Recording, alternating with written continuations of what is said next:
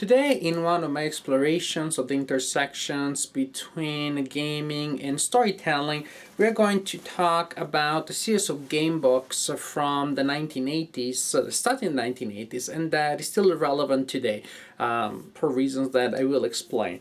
This series is Lone Wolf, and in this video we're going to talk about the series, the character, the system in general, and the first 12 volumes in particular. The series is much longer than that. Volume 29 came out recently, I believe last year, and it's an incredibly interesting series, if nothing else because it is the longest series of game books that I know and that I believe exists, the longest with a single consistent plot line. We have longest series, say we have Choose Your Own Adventure, which was over 100 volumes.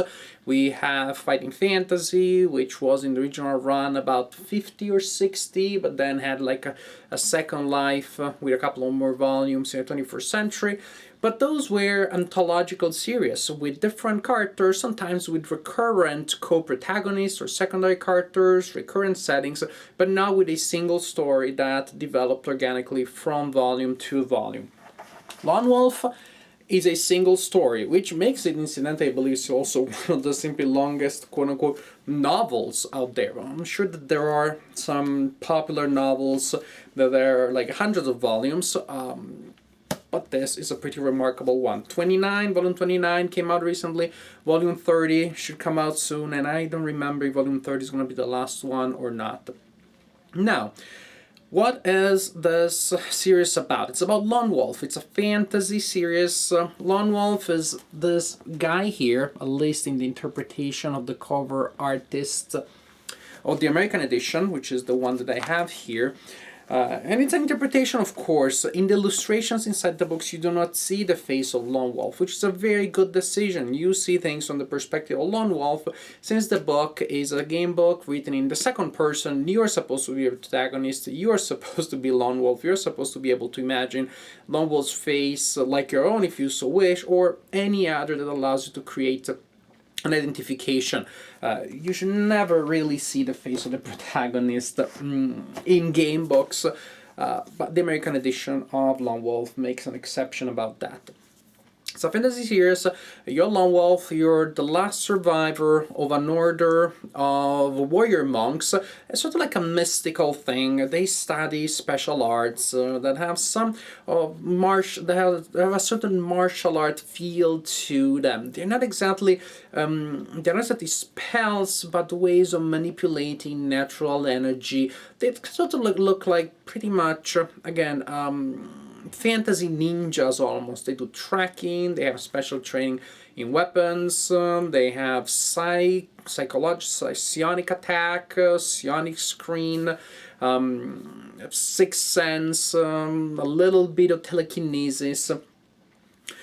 It's a fairly original way of handling that. The character basically is a little bit of a ranger / low-level magician in a world that starts overall as fairly, I wouldn't say low fantasy, but very medieval. But then, soon enough, monsters and various types of wizards start popping out from everywhere, and the series feels and becomes truly high fantasy. It is set in a fantasy world, in a parallel fantasy world, so in that sense it is strictly high fantasy. The world of Magnakai that grew from volume to volume, and also in some parallel series set in the same world.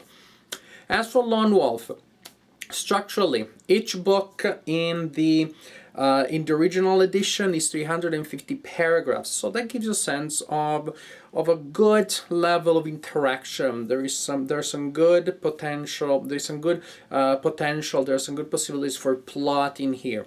Fighting Fantasy, I have them here. Then the collection also goes higher than that. Usually had 400 paragraphs, so that gave you more interactions, more places to explore. But very often those paragraphs are very short. And Fighting Fantasy, if you read even just one of them, you know it's all about the game. It's all about the puzzle. It's all about the brain teaser. that high number of paragraphs is a maze. It's meant for you to get lost in. It's meant for you to map it and frustratingly go back and forth across all intersections until you find the 2 clues that allow you to solve the mystery, to complete the mission.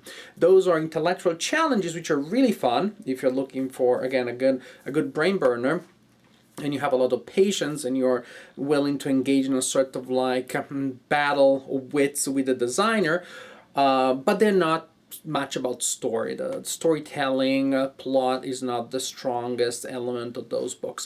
Choose Your Own Adventure, which we have here, is the opposite. Very linear, no game mechanics, not a single happy ending that you have to find for you to quote-unquote win. It is just about enjoying the branching out of a starting situation into many possible plots. Lone Wolf, structurally speaking, is a very nice blend of storytelling and gaming. In that, to me, is actually one of the most effective series of game books that there are out there, together with Way of the Tiger, which I talked about in a previous video. Lone Wolf is a perfect blend of those 2 elements. You have 250 paragraphs, and are lengthier paragraphs than you usually have in fighting fantasy.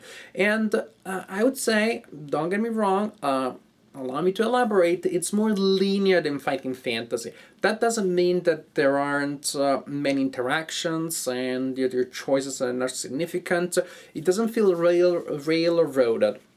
It has the kind of structure that is reminiscent of a string of pearls, or if you are a little bit imaginative, imagine a giant snake that has eaten some strange items, some strange objects and animals, and is digesting them. So you see part of the body of the python that is pretty much straight, and then you see a bump here, then it gets smaller, then you have another strange bump, and then you have a bump that looks like a sheep, another bump that looks like, I don't know, your ankle. You see the whole structure with this bulging out areas. Or again, imagine a string of pearls where you see the string and you have the pearls. That is to say, it is a book that is structured through several bottlenecks that are obligatory passages. If you're good to get to the end, you need to go through those. But there are many ways of going from one of these to the next one. So there are various branching trees of decision that go in different directions, and you can explore them in different ways. And then, well, you get there and you move to the next one. That gives you a really nice balance between interactivity, in a sense that your decisions do matter, and at the same time a story that has a structure that really gives you a sense of plot, of balance, of progression. It is not just an aimless meandering like you have sometimes in the textual mazes of fighting fantasy and other game-oriented, puzzle-oriented books. So you really have the sense that you're reading a good story, and you do have the sense that you're the protagonist. It's a remarkable structured one that can create very solid interactive fiction, and I like it very much. However, this really works only, or at least it works best, with games that do have game mechanics, with books that have game mechanics, not with purely narrative interactive fiction like you have with Choose Your Own Adventure book or Endless Quest by TSR. Those were books where very often you did have these bottlenecks, but you did not have game mechanics. That means that you didn't have health that went down, you didn't have items that you could retrieve or lose or spend, drink a potion, etc., etc., etc.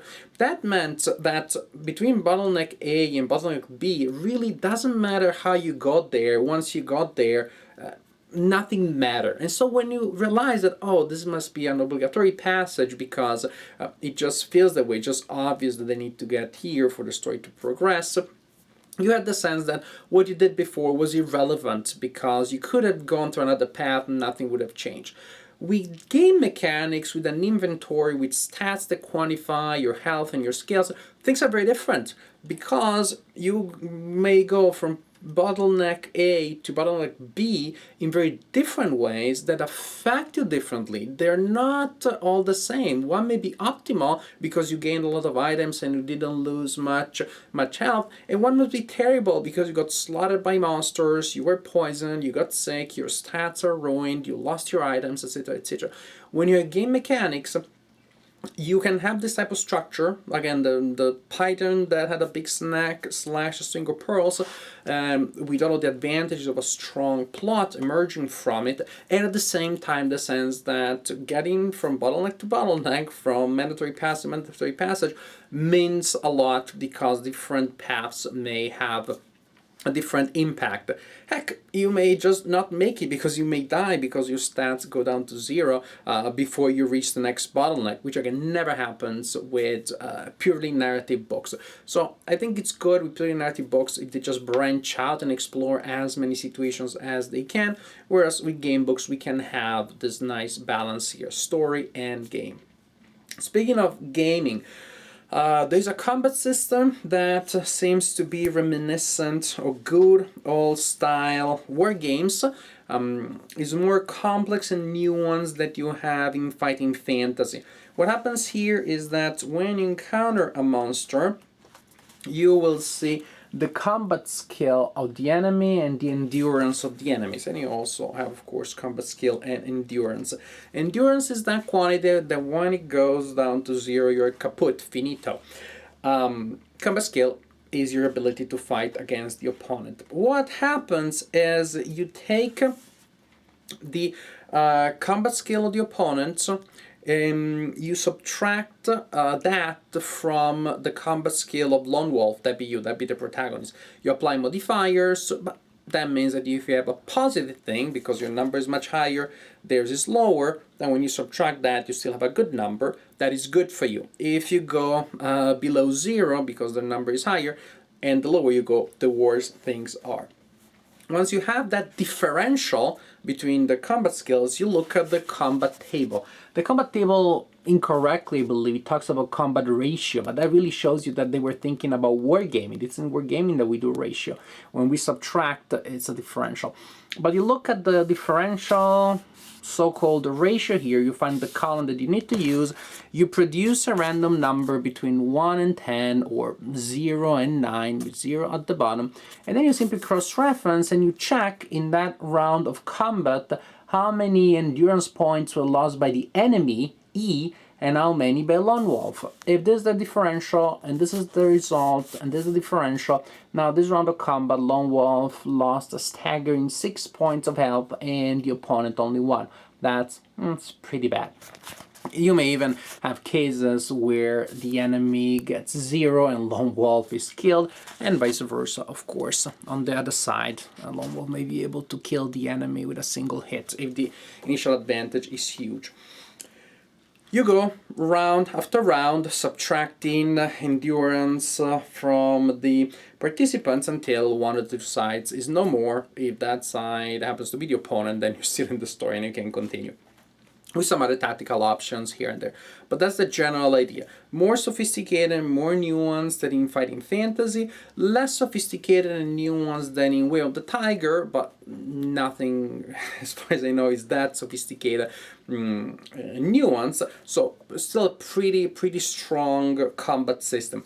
Game-wise, these books are solid, and again, as I said, what I really like is that each of them still presents you with a story which is interesting, it's convincing, is well written, the prose is very evocative, the prose really is immersive, it gives a nice sense of space, helps you imagining that you are there, that you are inhabiting, as you're inhabiting the avatar, you're inhabiting the body of Lone Wolf and making decisions through that. The prose is very evocative, so they're well written, they are well written as prose and well constructed as structured, and also well designed as games. Really great stuff.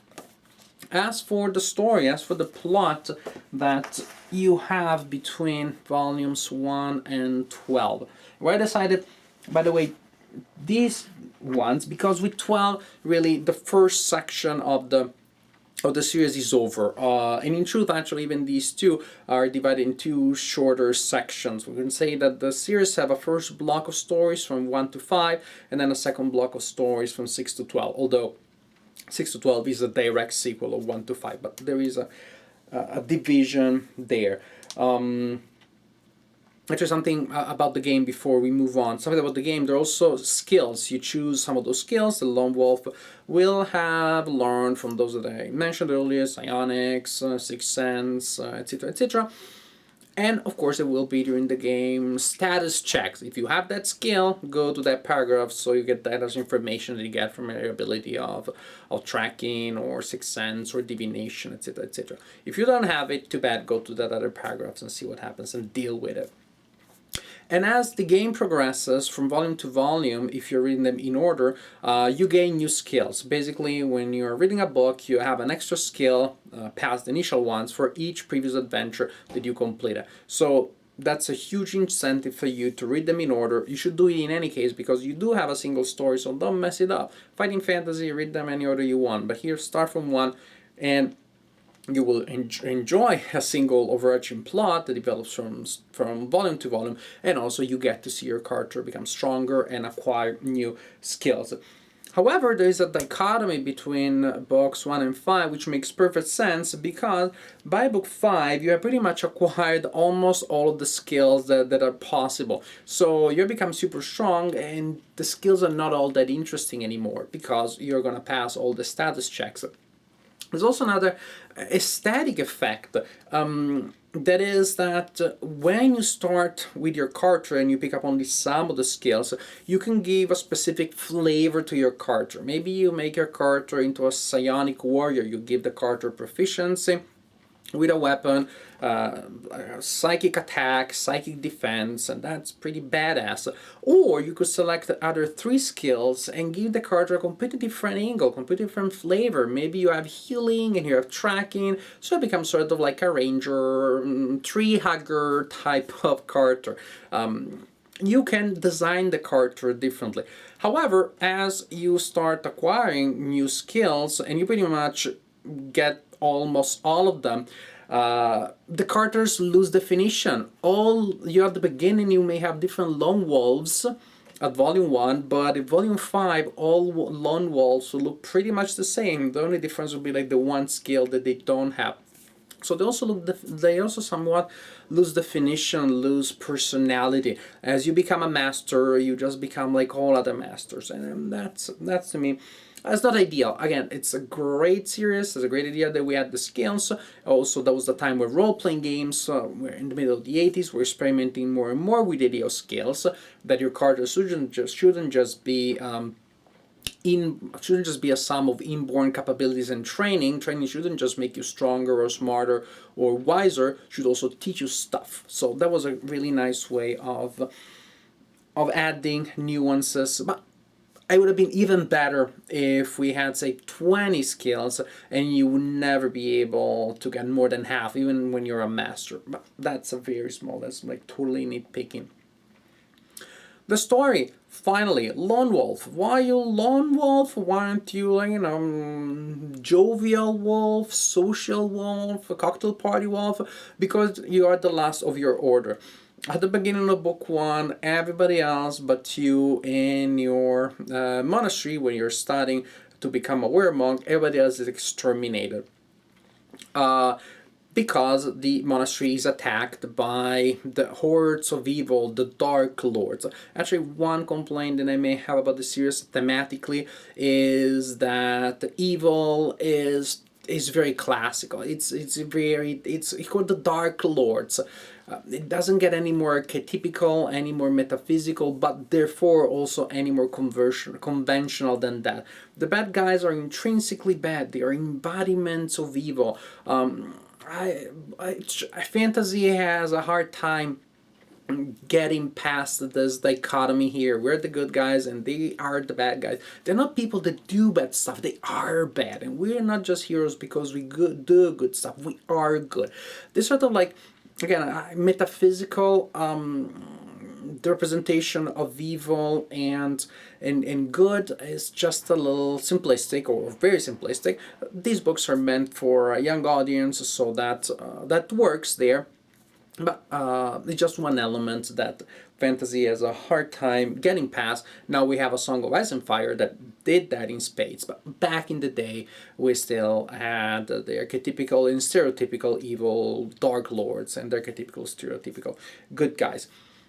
So you're there outside of the monastery. You have been sent there as a punishment to collect wood because you weren't paying attention in class, but that turned out to be a pretty good deal. You were lucky because as you were out there, the Dark Lords attack the monastery, coming down from the skies in a cloud of flying dark monstrosities, and exterminate everybody. And now, in the opening scene of the first volume, Lone Wolf, there's this scene which seems a little bit dissonant in terms of tone. The scene is very dark, it's very tragic, it's very thrilling, and you see Lone Wolf. It's not called Lone Wolf yet, it's called some other kind of wolf, like again, Smiling Wolf? No, I'm just kidding. Silent Wolf. Silent Wolf becomes Lone Wolf when he realizes that he's the only one, the only survivor. So Silent Wolf is running towards the monastery to join the battle, and he hits his head against a branch. Boom! And he must have gone really fast, and that must have been a pretty remarkable impact, because it doesn't just, stumble back or passes out for a minute or two. It passes out for hours, and by the time he wakes up, he's the last one of his order. So the story, Flight from the Dark, Volume 1 of the Lone Wolf Saga, takes off from there, as Lone Wolf now is running to warn the king of the incoming attack that destroyed the monastery and that is moving towards the capital. As I said, this is a little bit of a strange scene. I personally like it. Because it does give me the sense of a hero who is young, clumsy, inexperienced, has learned some skills, but hasn't learned complete control of himself, of his fears, so can freak out, makes mistakes. Very human, and that to me gives an interesting dimension to the growth of the character that we will see in the following books. It really makes the character feel human at the beginning, so it makes it more interesting when the character becomes a super mega master ninja by volume 12. I like the fact that the parable, the trajectory is longer because it starts from so low, from such a ridiculous, almost slapstick moment. I guess, however, that the author, Joe Dever, didn't like that very much, because the book was later remade into a collector's edition by Mungus Publishing, hardcover, really nice, considerably longer. This is 550 paragraphs. And the main difference is precisely that you have a much more convoluted opening scene, or the opening sequence, because it's really convoluted, which represents the battle at the monastery. And this time, in this version, this remastered version, this remade version, Lone Wolf dodges the branch, makes it to the battle, and joins it. And there's a lot of stuff that goes on. Actually, here, you may not even survive to the point of becoming the last one. You may not make it to what is the beginning of this other of the original story, where you're crying and you're worried and you need to warn the king. You may just get destroyed in the attack, which makes sense. Everybody else got destroyed. So very different story, which has its merits. I like the opening scene here. It's fun to play, but somehow, and also it is more, the tone is more consistent throughout the book. You do not have the strange, almost slapstick moment. And yet, I really like the human aspect of Lone Wolf that we have here. Lone Wolf makes it to the court, warns the king. The king thanks him and pretty much appoints him as last of the Kai, that's the order of the monks. So he becomes a very important person. He's the only one that has this knowledge, etc., etc., etc. In the second volume, which happens to be probably my favorite in the whole saga, one of my favorite ones. In the second volume, Lone Wolf is working together with the king, and Lone Wolf is sent to recover a magic mystical sword that will be used to fight against the army of the Dark Lords that is marching towards the capital. Why is it so special? Because it's as far as it can be from traditional dungeon crawling like you have in so many fighting fantasy books, like you had in so many role-playing games at the time. It is about open space, it is a long campaign, it is about a long journey across the sea, then across land, and then back across the sea, and it manages to have an epic feel. It's not any longer than the other books. It's still 350 paragraphs, and it still has a lot of side stories, and yet it really manages to create the sense of a long journey that lasts for months. Yeah, it's not one of those I travel to the next town, get the sword, come back. The book actually tells you how many days have passed, so that also creates a sense of of urgency. Oh, the more time I'm spending here, hundreds of miles from where it should be, the worse the situation is at home. It creates a nice sense of countdown clock.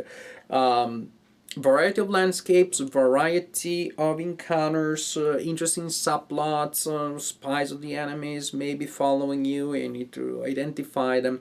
Really neat. And in general, what I like about the Lone Wolf seriously, that really has a convincing and compelling representation of journeys in open spaces.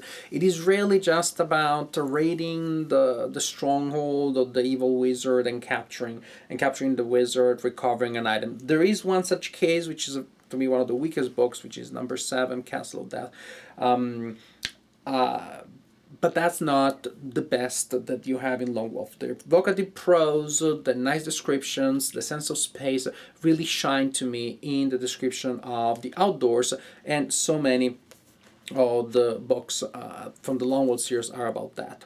Now you see this ugly looking guy on the cover. This is Vonatar, the traitor. He has betrayed his land to work with the Dark Lords. You're gonna meet him because he's gonna try to kill you on your way back after recovering the sword, your way back to the capital. But he'll be able to escape. You won't be able to kill him. Sorry for the spoiler. Oh yeah, spoiler alert for something you heard 10 seconds ago. But you're not one to forget, and you cannot forget this ugly face that only a mother could love. So in the third book of the series, you are hunting him. You are traveling to the north in a fortress in the ice of the north, where he's hiding, and this also looks a little bit like a fighting fantasy because it is about dungeons, it's about hallways dug in ice. It's reminiscent a little bit of Caverns of the Snow Witch, kind of has that feel, which is a fighting fantasy book, also again set in caverns dug in ice. But you also have a section outside. In general, although it feels a little more classic because it is a little more like a raid to the stronghold of the bad guy, the story is still handled well, the atmosphere is still pretty interesting, the cold presents a challenge for you to survive it. It's still a pretty good book. And again, it manages to have a nice balance between game and story. It doesn't feel like a cerebral maze like you have in fighting fantasy. When you capture Vonatar, the story seems to be over because you have defeated the initial attack of the Dark Lords. You pretty much closed the last loose end of the story by capturing the one that made it away. So it almost looks like the author is trying to figure out what to do next with Lone Wolf because the series is good. They want to keep him alive. So you have this book, which is pretty good, but it feels like a transition book. It is not very connected with the other ones. Lone Wolf is given a mission by the king to investigate about the disappearance of some shipment of gold that was meant to reach the capital and never did. So from here, you get the sense that maybe this is where the story will go. Lone Wolf will become a sort of like special agent, a ranger sent out by the king on different missions, and which could be interesting. But again, it can also result in very disconnected stories with Lone Wolf, the recurrent protagonist, being the only thing in common. It's a fun adventure, nothing wrong with that. It just feels a little foreign to the whole series because it is not really connected to any of the main plots. The main plot starts again from volume 5, which is special, includes 2 adventures. The Italian edition had the guts of saying it's a double volume, double story. No, it's not double, it's still 350 paragraphs, like, actually it's my bad, it's 400 paragraphs, it's a little longer, but it is split into 2 stories, so it's a little longer, but not double. Italian editors, that should have been 700? I'm not a great mathematician. So it's a little longer, but it's split into 2 parts, 2 completely separate parts. But it is interesting because it completes the first cycle of stories and triggers the next cycle of stories. Here, basically, in the first half, you're escaping a trap from enemies that are trying to kill the last of the Kai. But why would they be worried about this fairly young man who has some skills, of course, but is not gonna create the Order of the Kai again, right?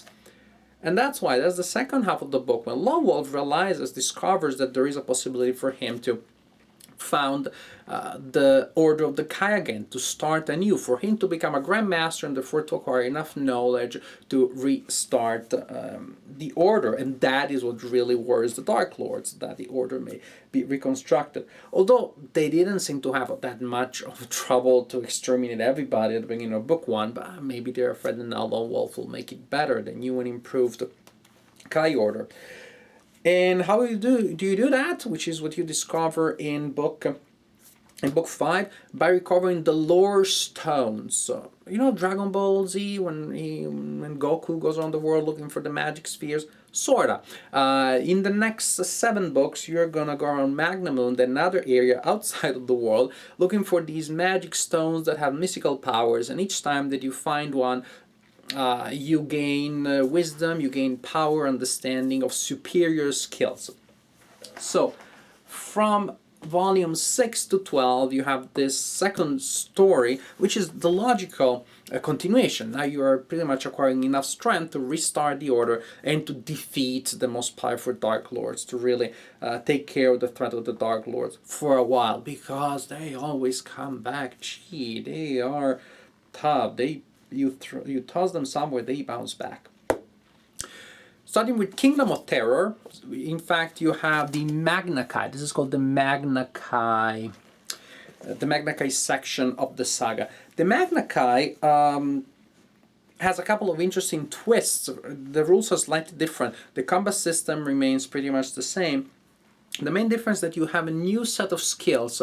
You remember the problem that by the end of volume 5 you had almost all the skills? Well, that's taken care by the fact that now you have all of the basic ones, so now we're introduced to the superior one, the superior ones, the supreme, the advanced, the higher skills, of which you don't have many. So that's a way, a little forced, I have to say, a little forced way to erase your previous skills and to put in a situation where all of a sudden your initial skills were not all that useful, and there are status checks that say if you have that superior skill, you pass the test and you get this other thing, and if you don't have it, go to that other paragraphs and deal with your lack of knowledge or lack of ability, of not having your improved discipline or not having your superior discipline.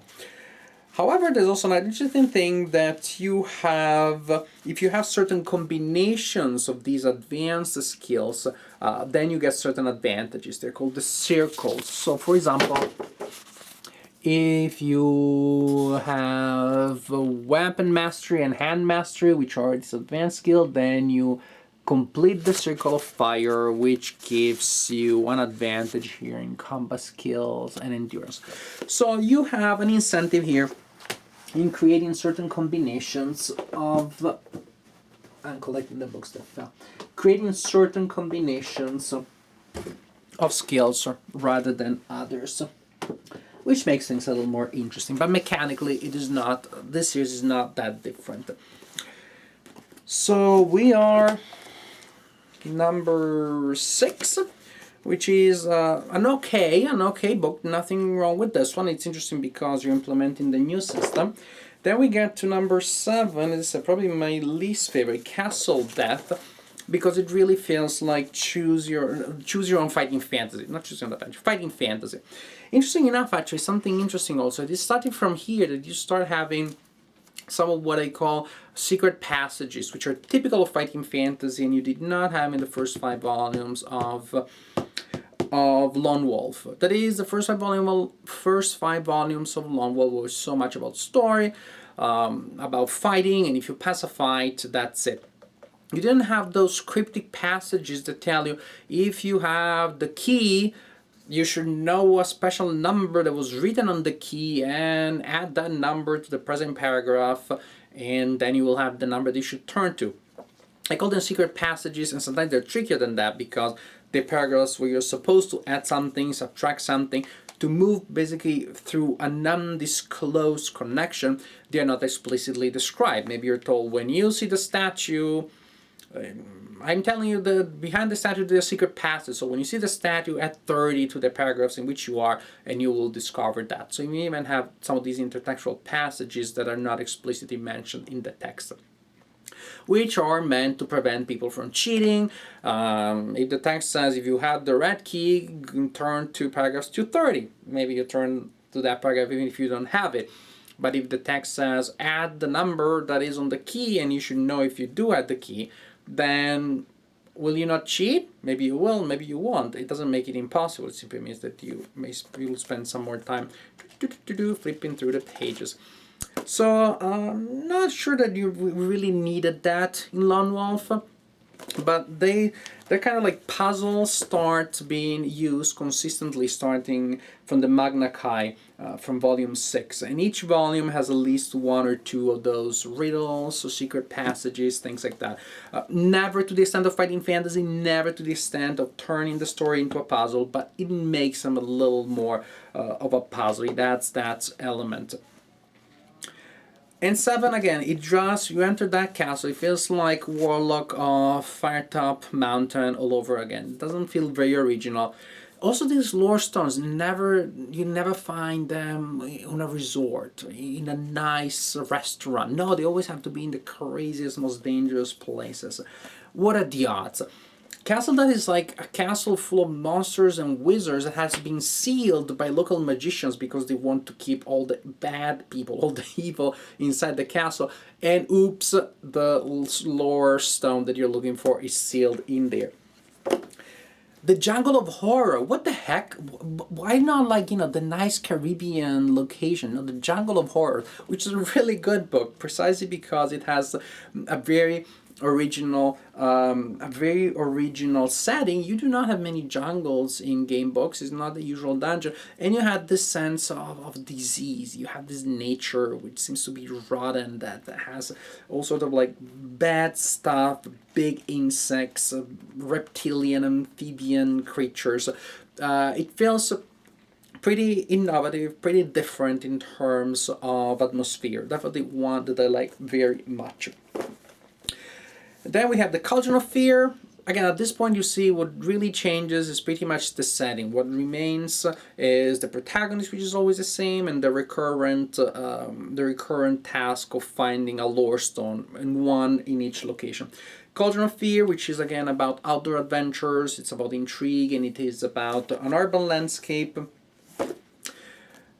The Dungeons of Torgar. Interesting, the title is somewhat deceiving. You think that the story will start with you entering the dungeon, etc., etc. Here by dungeons, actually they mean it literally in terms of the prisons of a fortress called Torgar, in which the lore story seems to be. Not the traditional dungeon 11 levels and stuff like that. So actually most of the story happens outside, in the outdoors, part in this scary forest with scary animals, and you're trying to penetrate this fortress that actually is being sieged, so you have to join an army, and there are military actions You need to join to be able to enter the fortress. And once you enter the fortress, the section in the dungeon is very short. Incidentally, again, something that is very interesting about Lone Wolf is very often you have Lone Wolf participate into military scenes, military actions.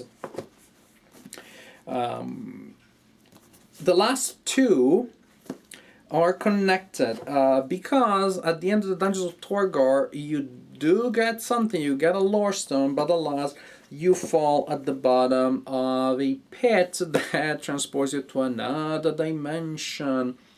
And this is where the Prisoners of Time takes place. Completely different scenario, really fun, really a good book because it feels so different, slightly surreal, almost like it's not sci-fi, it's just another fantasy. It travels. Lone Wolf travels, well, you see a different set of monsters, a different set of creatures, different cities and stuff like that. But very fun and very different. Finally, we get to book 12. Lone Wolf has made it back to his world, and it is now time for the final confrontation with the biggest, baddest of the Dark Lords. Now you have the stones, you have all the lore, all the skills, you're super powerful, you're ready for the final confrontation. And you have again a book that centers around a journey mainly in the outdoors, and now you're reaching the heart of the evil empire. As I said, I do not particularly like evil as a metaphysic thing, but if we need to have it, if we have a story with stereotypical evil, at least I want that to be well implemented. And this, I have to admit, it's really good. It's very well implemented because you enter again the heart of the evil empire. So you have gloomy landscapes, and inhospitable landscapes. It really is similar to in atmosphere. I mean, the dark lands that the protagonists of the Lord of the Rings travel to reach the volcano, where they will be able to destroy the ring. Everything is dark, gloomy, everything is sterile and dead. And in particular, naturally, what I like about this is that there is something that it was a theme there, but becomes particularly strong here, with the sense that Lone Wolf is this magical master of, he controls his body, his mind, nature, etc., etc. Again, it's sort of like mystical mastery, sort of like super martial artist. Whereas the bad guys more and more rely on technology, and you have almost like some steampunk moments when you see that the bad guys have ironclads in a fantasy world. They have gigantic land vehicles that look like tanks. Let me look for that illustration, but if I don't find it, trust me, there is a scene where you can get aboard on a gigantic tank that actually is traveling on land. It's huge. There are a lot of people traveling in it. It's like the Titanic, but it's a gigantic tank. Can't find it. Then you have the description of the capital of the evil people, which again is made of metal, is made of factories. Almost looks like the city in Metropolis. So there is this very nice thematic contrast here between Lone Wolf as the hero of nature and mind and body, as opposed to evil technology, evil early industrial World War One sort of technology. Here's when they're building the metal ships, which you may try to sabotage. Fun, not different in essence from other ones where you're traveling in a dangerous landscape, fighting monsters, etc., etc., etc. But here the atmosphere is different. The description of the landscape, the creation of this land of early 20th century type of technology, always used for evil intents. The idea of metal versus nature, again technology and firepower versus Lone Wolf using other types of less intrusive magic. It's a really nice contrast. It's also tough to beat because there are a couple of traps that I'm not going to reveal to you. Let's say there are certain behaviors that you have learned to be beneficial in the previous books and may not be very smart to do in this book. So I kind of gave you a sense that there are some interesting traps here, but I'm trying not to tell you what they are. Definitely a fun book, definitely a fun conclusion for the for this first cycle, for the first cycle. Volume 1 to 12, Lone Wolf, my favorite ones, probably number 2, right off the bat. I can tell that's one that I like very much. I like The Jungle of Horrors, and then book 11 and 12, The Parallel Dimension, and then those ones that I just mentioned. Probably my favorite ones, but with some exceptions, some slightly weaker ones. In any case, this is a very strong, very solid series. Overall, it is way above the average of what Gamebooks were able to offer back then. The series is still relevant because, well, it was interrupted in the middle of the 90s, like all of the game book series that were still alive. There was a crash in the market for game books around 95, 96. Almost all series at the time died then. Choose Your Own Adventure survived 1 or 2 more years, but then that also had to go. But now it's coming back. Now it's coming back. Well, first in the 21st century, we had these very expensive but very beautiful augmented collected editions, augmented collector's editions, so like director's cut, and people were still buying them, so there was still a following. 1 or 2 years ago, we had a role-playing game, a Lone Wolf role-playing game, which I tried, and it's a fun role-playing game, especially if you like Lone Wolf, of course. Even if you're playing it as generic fantasy, it's still a pretty strong one. And now it's back. Now the author, Joe Dever, has started writing books again. Volume 29 came out recently. The 30th is going to be out soon, later this year or next year, I believe. I don't remember again if the 30th is the last one or there are going to be 2 more ones. But it's amazing. To me, it's amazing. This is a story started in 1985, and it's still going on, or I should say it's going on again. It has made it back. We are in a moment of renaissance of the game book form. Not nearly as prominent and massive as the renaissance that we have in board gaming, but it is coming back slowly for a smaller niche than, say, board games, but for those who enjoyed this kind of books back then, or still enjoy interactive fiction that you can hold in your hand and you can flip through the pages, then for that small niche there's some new stuff coming out, and there's some very pleasant books. This is all for today. Book 1 to 12, easy to find if you live in the UK, easy to find if you live in the US, and the editions they showed you are American editions that you can find in the US for very cheap, secondhand copies, $2, $3, $4, something like that, for each copy online. Starting from book 13, things become much trickier because the American editions, do not waste your time with the American editions. Because starting from book 13, the publisher made a very annoying decision. Can you notice something? Well, yeah, book 13 is so much thinner than book 12. The American publisher decided that they wanted to cut costs, and so to do that, they cut the story. Starting from volume 13, the stories were cut down to 240 paragraphs. 240 paragraphs. That's like over 100 paragraphs, a third of the story that was exist from the original stories. So now, yes, you have very linear books. If you want to read, I guess, the Cliff Notes version, then you get the American versions. Very annoying stuff. That you have linear stories that really give you a summary, and that do not allow you to explore the world in any level of detail, in any way comparable to what the original stories are. So if you live in the US and you want to keep reading the stories after volume 12, then you most likely will have to order either the collector's editions, which are pretty expensive, or get them online, but they will need to be shipped from the UK. Again, maybe you'll find copies of the UK edition that already are on this continent, on this side of the pond, but in most cases, it will be a little extra work. But if you haven't read the Lone Wolf series, you still have 12 volumes. I believe if you're in the US, you have 12 volumes to read. You can have fun for a while before you get there. Another point to see if you want to read more, but it's a very strong series. Thank you for watching this long video. Whether you read it back then and you're watching this video just out of nostalgia, or you're curious about this new series, new for you because you didn't know, it's a great game book series. It's really fun. Perfect blend of story and Perfect blend of story and game mechanics.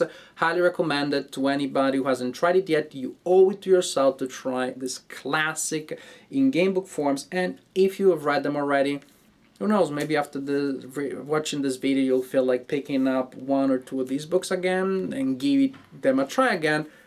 They'll still feel fresh. I read them back in the day and I reread them all recently, and I still had a lot of fun reading them. Lone Wolf, one of the greatest game book series of all time, if not the greatest one.